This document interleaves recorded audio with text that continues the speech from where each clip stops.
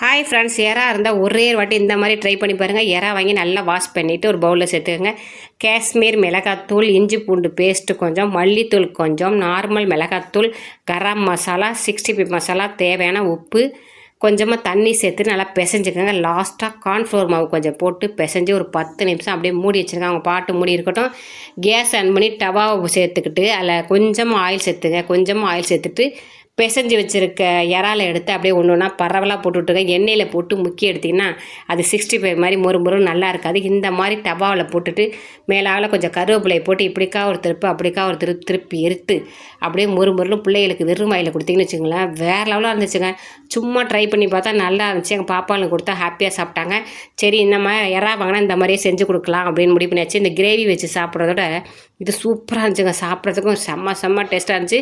இது எந்த மாதிரி செஞ்சீங்கன்னு கூட பாப்பாலாம் கேட்டாங்க. சூப்பராக இருந்துச்சு. கண்டிப்பாக ட்ரை பண்ணி பார்க்கணும்.